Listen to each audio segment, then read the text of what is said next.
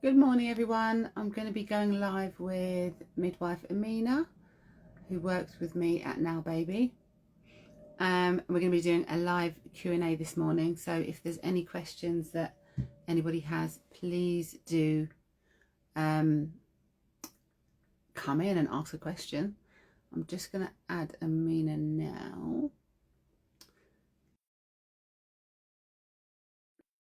Let's have a look.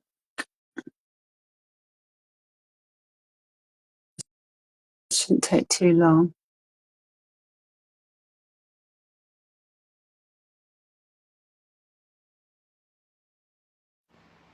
Is it?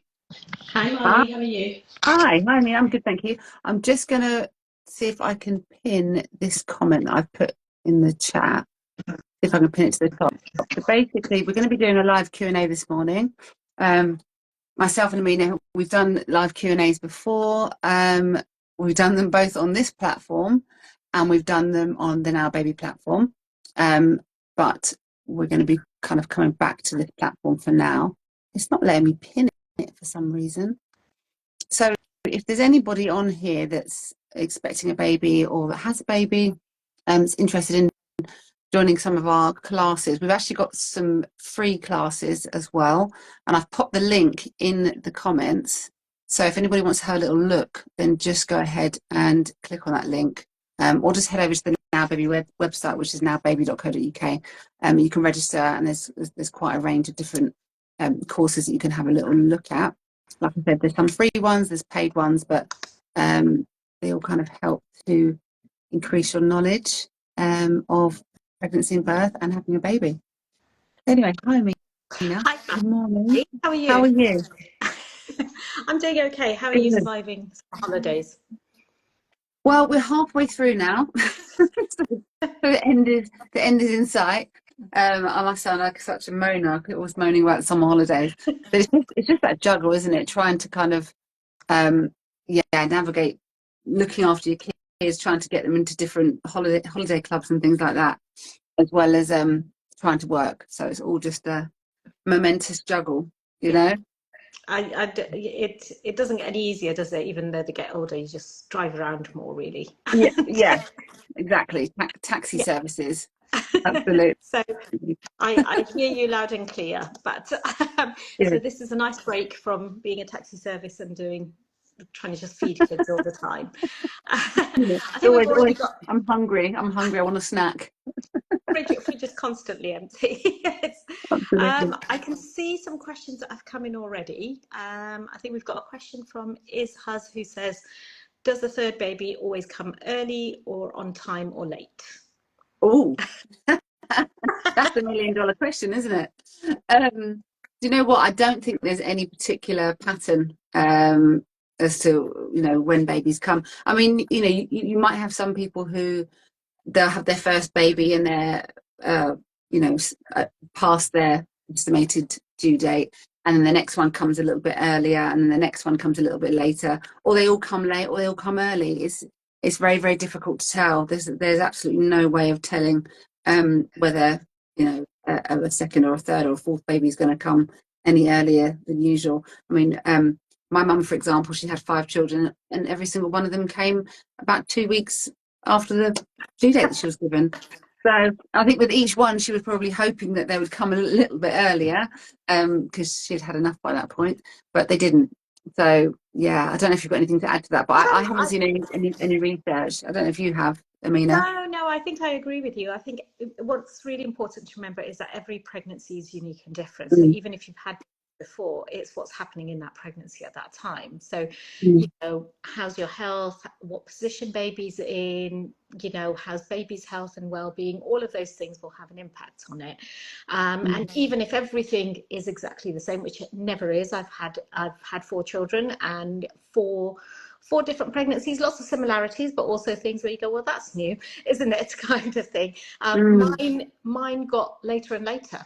I started off with earlier births, and by the end, I nearly made it to full term. So I've never actually made it to full term. So I think it varies. In some ways, I think it's a bit of it. I think that idea is embedded in the idea that if you've had, for example, 2 vaginal births before, and you labored, and things were absolutely straightforward, there were no complexities in that, then your body's done this before, and you and I both have been midwives long enough to know that there's a saying within midwifery is never turn your back on a multip, and a multip is somebody who's had a baby before, because people can suddenly go from, you've just done a vaginal examination and you're like, oh, you're kind of sitting at 3-4 centimeters, and then you literally turn your back and they're like, I feel the baby coming, and you're like, well, exactly. I speak to any midwife, we've all been kind of caught out in that moment, because muscle has memory. And sometimes it's just that if it's done it before, it will kind of kick in and your body will go, oh, I've been here before. But there's nothing to say the baby will come earlier, i.e., before 37 weeks, or even earlier in that point. In my case, my 2 boys definitely got much closer to their due dates than my daughters did. And so just kind of keeping an eye on it. If you're worried about a preterm birth, speak to your midwife about it. If there's been concerns about a preterm birth, of course those things are different, but if everything else is okay, if everything else is similar, there's no reason that the baby will come earlier or later. Every baby will do its own thing. Exactly. And also adding on to that, most people, unless you know the date of conception, like you've had assisted conception or something, IVF, we're all given, it's an estimation, as to when conception occurred. So we never really know 100%. So it's all just a guide anyway. So yeah, I mean, one thing, like you said, we're not going to know whether a baby's going to come earlier or later, but most of us, if we've had a baby before, or we've laboured before, even if you've had a cesarean, but you've gone through that sort of labour, most of us will have a shorter labour next time round. So that's as a positive takeaway, isn't it? Definitely. Right, let's have a little look. What else have we got on here? Is it normal if baby doesn't poo for 3 to 4 days? I think the first question is, one, how old is the baby? And 2, how's baby being fed, really? Because if a baby's being exclusively breastfed, I mean, all babies in the beginning should be pooing every day, multiple times a day, and you'll be finding that you'll be changing lots of nappies. But with babies that are exclusively breastfed, what we do notice is that by the time baby gets to about 4 to 6 weeks-ish, sometimes they just don't poo as often, and it can be quite worrying, because and I've been there as a mum. Baby hasn't been to poo for 4 or 5 days. It's like, oh my gosh, what is going on here? But that's quite common with breastfed babies at that age, not at the beginning, but as the weeks go by, as they get a little bit bigger. And I think what you need to be doing is looking at the baby. Is the baby okay? Is the baby gaining weight? Do they appear to be unwell for any reason? Is there anything that's kind of causing you to feel concerned? Are they eating and drinking okay? Are they feeding okay? Or are they struggling with feeding? Are they gaining weight? If all the answers to all those questions are yes, then it's just likely that it's just a normal baby that's just being breastfed. But they will go eventually, But saying that, if there's anything that is concerning, you definitely reach out to your health visitor. You probably won't be seeing a midwife at that point, or your GP. If your baby is much younger than that, if you've got a newborn baby and it's the first week or 2, then again, do reach out to your healthcare professional. I would say, if your baby hasn't been for a poo for maybe 24 hours, at that stage, if the baby is a tiny baby. With a baby that is formula fed, we wouldn't expect them to go that long. I mean, it can happen sometimes if people are kind of changing milks, or if the milk that's been chosen doesn't agree with the baby's belly, because the formula is a lot harder to digest. So sometimes babies can become a little bit constipated. It just depends. But make sure that if you're formula feeding, you're making up the feeds exactly as directed on the container. If you're not using the pre-made ones, make sure you're reading the instructions step by step. And I think it's also really important to be aware of how many wet nappies you're getting. So has baby done plenty of wet nappies? If you're not getting wet nappies or pooey nappies, then you need to get urgent kind of advice. Yeah. But if baby's doing, like you say, within those 24 hours or so, doing plenty of wet nappies, feeding well, not looking dehydrated, so Mm. not lethargic, not tired, then, it is, but absolutely agree with you. It depends on how old a baby is, how they're feeding, if there's a plan, or if babies, there's been any concerns prior. But if ever in doubt, contact your midwife if you're still seeing one.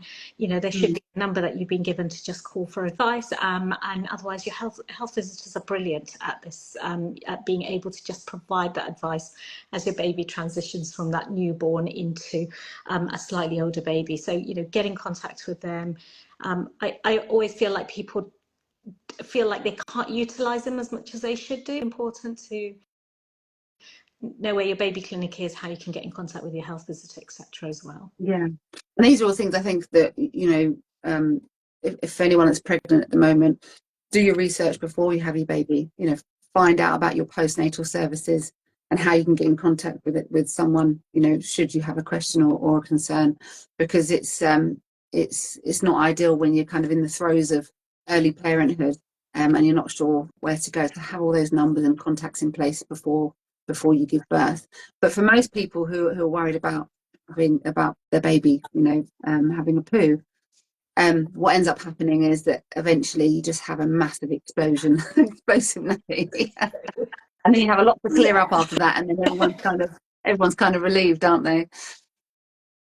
I think the next question is, I've had a previous PPH. So for anybody who doesn't know what that is, it means a postpartum hemorrhage. So after the baby has been born, a very heavy bleed. So everybody bleeds after you've had a baby, but a PPH is where you've lost considerable amount of blood. So I think for Morgan Holland, that was 3 litres, Oh wow, which is a a lot. significant amount. Mm-hmm.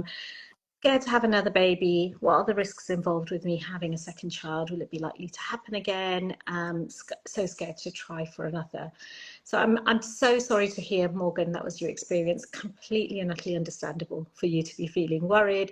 I hope you've had an opportunity to talk to someone about it, maybe have a debrief, visit what happened, and somebody has explained to you what happened, why, the possibilities of why it happened, how that postpartum hemorrhage was managed, because sometimes that is really important to be able to really ground what has happened. A lot of the time when especially, I don't know if you agree, Marley, with things like a PPH, it's an emergency situation, lots of people running in and out of rooms. If you're the person in the midst, you're in and out of understanding of what's going on, and lots of things are happening to you, and that's where sometimes a lot of the trauma can come from, was just things just happen, I had no control, kind of thing. So I would say it is really, really important to be able to kind of find an opportunity to discuss that, whether that's through the NHS. So depending on how long ago your baby was born, there should be things like a listening service or somebody you should be able to contact. If it is relatively recent, if it's been a while longer, maybe looking at other debriefing services as well. Yeah, absolutely. I mean, it's not a nice thing to sort of have to go through, is it? And I think lots of people, regardless of whether they're expecting a baby and another baby or not, they've had that experience where they've had a postpartum hemorrhage. It can be a lot to wrap your head around. And like you said, Amina, debriefing, talking about it is helpful for some people, not everybody, but for some people, and to help them get some clarity on what happened. Exactly. and why that happened, and the likelihood of it happening again, future pregnancies and that kind of thing. So yeah. I think whether the risks of it happening a second time will depend on what was the reason behind the PPH, and if we know there was a reason behind it. And that's why I think it, again, is really important to know that. So, off the top of my head, things like what was happening, were you anemic at all? What kind of birth you had? Was it a vaginal birth? Was it assisted birth? Was it birth by C-section? How big was baby? Was there any kind of complications when baby was being born? Sort of what was happening? What was happening in that way? what will happen, you know, when and where you are ready to have another baby, is that a PPH, or you know, a major obstetric hemorrhage, will be something that will be noted on your, right from the beginning, and that should feed into your plan of care going through your pregnancy. So if, for example, in that pregnancy you had fibroids, and sometimes that can contribute a little bit towards extra bleeding happening, there may be a discussion of what does that mean, how do you know, what kind of that will kind of help to shape what your birth planning and preparation will look like. Whether you need extra monitoring in that pregnancy, where your options of where to have your baby, and things to kind of reduce the risk of it happening, because now we know it's happened, keeping an eye on that. So that might be, having certain medication in labour to ensure that that reduces the risk, having more senior staff on to support. But it's difficult to answer with any kind of real clarity, because it will depend on what caused the PPH to happen. And if you don't know, then it will be kind of treating you with kid gloves in that pregnancy to just kind of reduce your risk, and making sure that your care pathway in this pregnancy has that at the centre of it, because that's a concern. If you become pregnant again, it's really important to point out that it was really traumatic for you, and that you could do with some mental health support. The unit I work in has a maternity trauma loss and care service, so there are specialist services within maternity care as well, who can just give you that little bit more joined up care if you need it to. Brilliant, thanks, Marina. So I've got Misha Williams here. I find it really difficult to see all of the questions coming in because they keep moving. Due to a high BMI, I've been told if nothing happens by my due date, then they will induce me. But another friend with the same issue has been offered a sweep on her due date. Should I ask for the option of the sweep? So I think the first thing to remember, and always remember, is that these things are being offered to you. Okay. These things are being offered based on local guidelines. They're not policies, they're not things that have to be enforced. It's just guidelines that have been written by a number of medical members of the team, and it's something that's offered. So just remember that you don't have to do anything just because you've been told. So obviously we don't know the ins and outs of your exact obstetric history or your pregnancy or anything that's going on with you, so we can't make a comment, and we would never like to sort of say, well, you should do this or you should do that anyway. It's about giving you information and then you making your own kind of informed decision. My suggestion would be to actually have a conversation with either your midwife, or if you've got a consultant, speak to the consultant and just get them to go through the reasonings, the rationale, the pros and the cons, so the risks and the benefits of both being induced and staying pregnant. And when you're asking these questions, get them to give you figures, get them to give you numbers, rather than the percentages, like you double the risk of this or triple the risk of this. Get them to give you numbers, because it just makes it a bit easier for you to kind of make up your mind. And if after all of that you've kind of got all the information you need and you think, yeah, that's fine, I'm going to go ahead with it, or you decide, actually no, I don't want to be induced at this time, could I perhaps have a membrane sweep as well? Again, that's a conversation that you can have with them. But I always urge people to ask questions, because all interventions are things that are offered. They're not, what's the word I'm looking for, Amina? They're not compulsory. That's it. They're not compulsory. They're things that are offered, and sometimes some people have got certain what we call risk factors. I hate using the word risk, but they have risk factors. But just because you have a risk factor, like a high BMI, does not necessarily mean that there's going to be any problem at all. So we kind of have to weigh that up with the potential risks of induction or the potential risks of staying pregnant. So it's very, very difficult sometimes to make these decisions and to know what's best for you and your baby. But that's why the best thing for you to do is to have that conversation, sit there with your care provider and have that conversation so that you can go away and you don't have to make a decision there and then. You can go away and have to think about it. You can, if you can, speak to another health professional, do some research, and then when you're ready, then make up your mind. Yeah, no, I think brilliant. I think just to add on to that, that we do have a induction of labour course. That's a standalone pre-recorded course. But if anybody kind of wants to, if we know, because both me and Marley know what it's like, that sometimes you're not prepared for it, and then you get told you need to have an induction of labour, and then you're going away and having to do all the research by yourself, and not quite sure what it is that what you're asking. So you might find it helpful to have a look through that as well, and to just, because we kind of cover a lot of what Marley has said in a lot more detail of how to ask those questions, what you want to consider, what you want to know, we cover things like membrane stretch and sweep a little bit more as well. So might be helpful in helping you make a decision about what is right for you. But absolutely, it's advised. It is not obligatory for you to have an induction of labour. And I've just put the link actually for our online learning hub again. I have to keep putting it into the chat. So like Amina said, if anybody out there is facing the dilemma with induction of labour, have a little look at our course.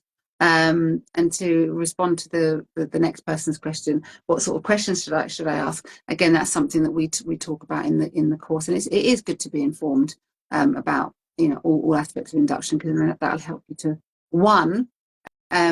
get an understanding of what it involves and what to expect, and two, to understand the benefits and the risks of induction. Have we got time to answer one more question? Yeah, I think we missed a couple, so we've got. I can't go far back enough. I've had 2 C-sections. Can I try for a VBAC after 2 C-sections? I suppose the short answer is yes. That's a short answer. The longer answer is it depends on your circumstances. It depends on lots of factors, including the current pregnancy now, and whether there's any potential concerns in this current pregnancy, how the baby's lying, where the placenta is, that sort of thing, what the incision was like on your, not necessarily on the outside of your body, but the incision within, so on the uterus. So which way was it? Was it a horizontal incision? Was it a vertical incision?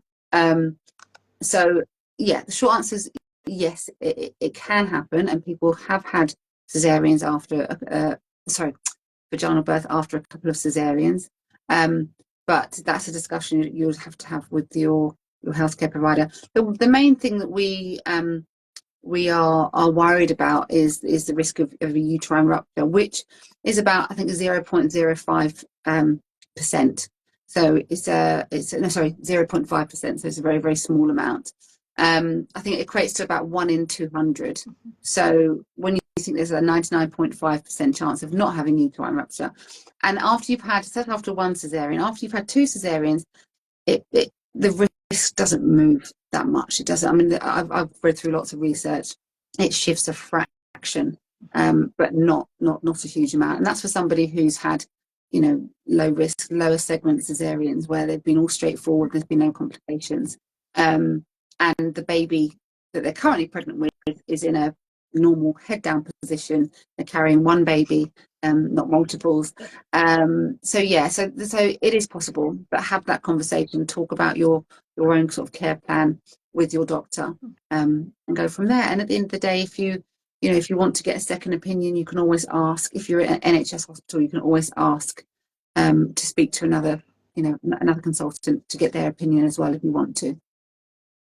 Yeah, brilliant. I think just on the topic of C-sections, we can answer one more, which is which is the earliest or best time to have an elective C-section? So this is a relatively common question, isn't it, Marley, that people ask. It is. And it's funny because it is something that we talk about in our cesarean section course as well. So we have lots of on-demand classes for various different aspects, like cesarean, stages of labour and birth, induction of labour. But it is something that does come up, doesn't it? Yeah, it is. And I think it goes back to every pregnancy and every birth is individual. So it will depend on the reason for you having that elective C-section. And sometimes if it is for, the health and safety of yourself or for your baby, and it is for medical reasons that elective C-section is happening, then it is weighing up what's the safest option for you to stay pregnant or for the baby to be born, and for that to kind of come into that. Usually, if it is a planned cesarean section through maternal choice, so because you've said, I've weighed up all of my options and I've looked at them, actually I would like to give birth, I would like my baby's birth to be via C-section, the advice will be to be, kind of get to at least the 39th week of pregnancy. And that's because it gives your baby's lungs the best chance to develop, and reduces the risk of baby needing a little bit of extra help with breathing, etc. after that.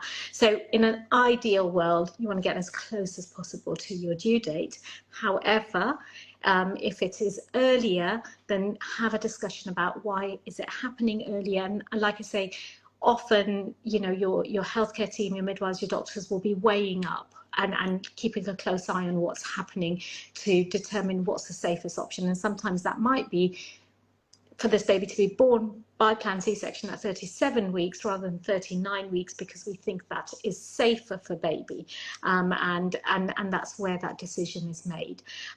So it's just about it's always a balancing act when it comes to planning an induction or planning an elective C-section, so a planned cesarean section.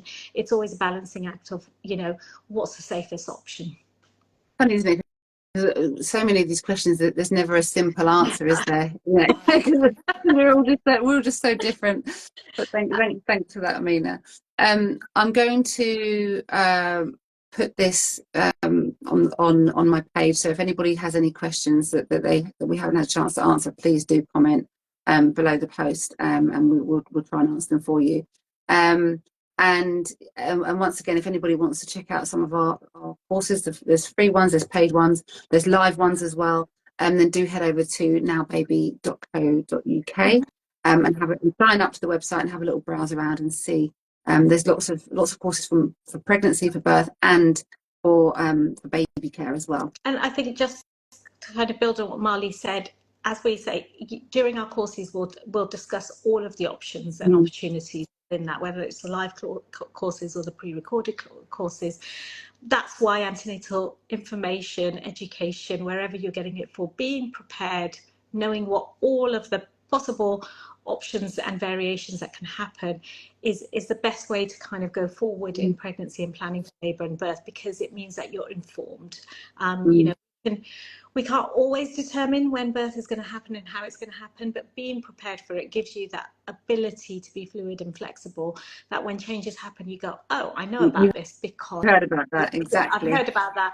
I remember the midwife telling me about it. That's what this means, and that's where it comes from. And that can lead to, regardless of how your baby has been born, can lead to a more positive experience than not knowing and things happening to you.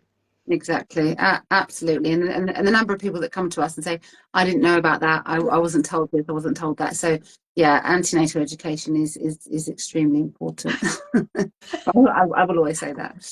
All right, Amina, well, it's lovely speaking with you, and we will be doing this live every couple of weeks, usually on a Friday.